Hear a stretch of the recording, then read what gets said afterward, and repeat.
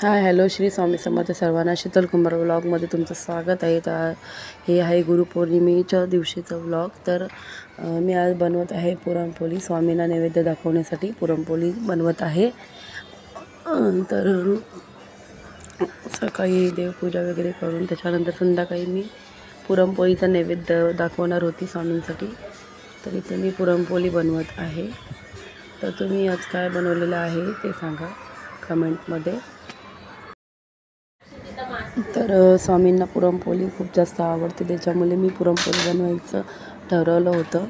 आणि त्याच्यानंतर काल त्याच्या आधी बेंदूर होतं, तर तेव्हा मग काही बनवलं नाही, कारण की दुसऱ्या दिवशी मला पुरणपोळी बनवायची होती ना, म्हणून काही बनवलं नव्हतं. आणि खूप दिवस असं गोड काय बनवलंच नव्हतं. गोड जास्त खातच नाही ना घरामध्ये. तर म्हटलं आज गुरुपौर्णिमा आहे, त्याच्या निमित्ताने पुरणपोळी बनवूया. तर खूप छान झाल्या होत्या पुरणपोळी. थोड्याशाच बनवल्या होत्या, म्हणजे 7-8 अशा बनवल्या होत्या.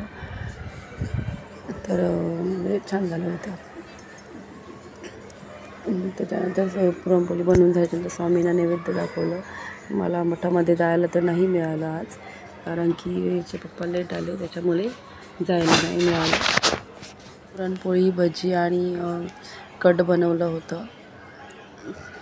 त्याच्यानंतर मी सर्व पुरणपोळी वगैरे लाटून घेतल्या. पोरी क्लासला गेल्या होत्या, त्या ट्युशनवाला येईपर्यंत माझं बनवून झालं, म्हणजे बनवायचं काम चालू होतं. म्हटलं त्या ट्युशनवाला जाऊन येईपर्यंत माझं हे बनवून होईल. स्कूलमधून आल्याच्यानंतर 6 ते 6:30 ते 8, 8:30पर्यंत ट्युशनवरनं येतात, तोपर्यंत माझं स्वयंपाक बनवून पूर्ण होतं.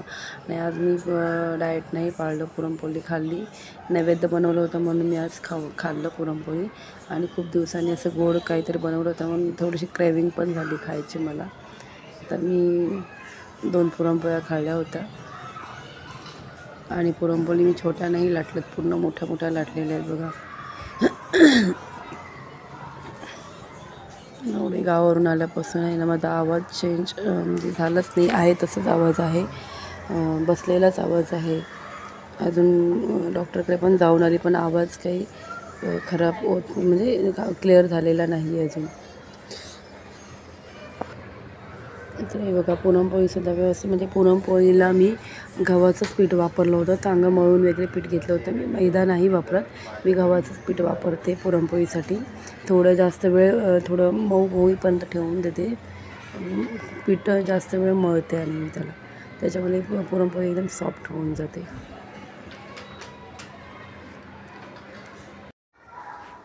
इथे पुरणपोळी मी बनवून घेतली होती. ॲक्च्युली व्हिडिओ थोडा लेट येते, गावी थोडं प्रॉब्लेम झाला होता. माझा चुलत भाऊ ऑफ झाला होता ना, त्याच्यामुळे गावी गेली आणि हे व्हिडिओ एडिटिंग करत होती. तेवढ्यातच मला गावावरून समजलं की असं प्रॉब्लेम झाला. तर त्याच्यानंतर मी गावी निघाली, त्याच्यामुळे व्हिडिओसुद्धा लेट येते आणि एडिटिंगसुद्धा लेट झाली. तर इथे मी पुरणपोळीचं कट बनवलेलं आहे. त्याच्यानंतर इथे गुळवणी बनवला आहे. यांच्या गावी आहे ना गुळवणी खातात. गुळवणीसोबत गुळवणी आणि दूध मिक्स करून पुरणपोळी खातात. तर मी ते बनवले आहे आणि मला सुद्धा तीच सवय झालेली आहे. त्याच्यानंतर पापड फ्राय करून घेतले आणि मग भाजी नव्हती ना, म्हणून थोडीसं कांदा भाजी पण बनवून घेतली. म्हटलं तोंडी लावायला थोडं जर मार खायचा असेल ना तिथं नाशिला, आणि स्वामींसाठी थोडंसं कांदा पण बनवलं, थोडं बनवलं पाहिजे ना, म्हणून ते सुद्धा केलं मी. तर पापड, कट, भात आणि भजी असं मी नैवेद्य स्वामींना दाखवलं होतं.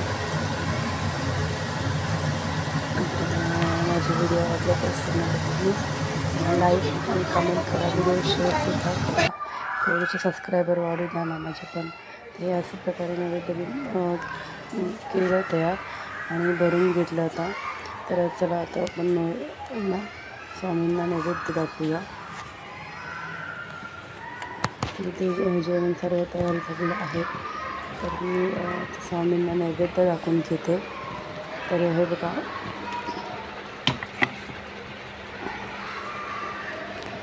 स्वामींना नैवेद्य भरून घेतलेला आहे मी त्या प्लेटमध्ये. तर आधी मी स्वस्तिक काढत आहे पाण्याने खाली. बघा, तुम्हाला दिसत असेल, स्वस्तिक काढलं. त्याच्यानंतर मी नैवेद्य ठेवलं स्वामींना नैवेद्य अर्पण केलेलं आहे. तर तुम्ही कसं करता ते पण कमेंटमध्ये सांगा.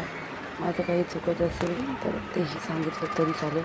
तर आजची स्वामींची पूजा बघा. मला असं देवघरामध्ये ना फुलं वगैरे असं भरलेलं असेल ना तर मला खूप आवडतं. असं मंदिरानं रिकामं नाही आवडत.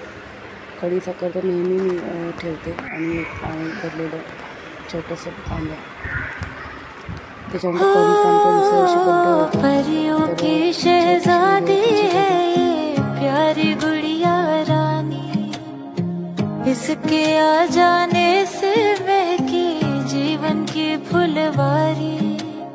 पापा की लाडो रानी, मम्मी की राज दुलारी, मीठी सी मुस्कान है इसकी कितनी प्यारी प्यारी। के घर आई नन्ही परी, के घर आई नन्ही परी, के घर आई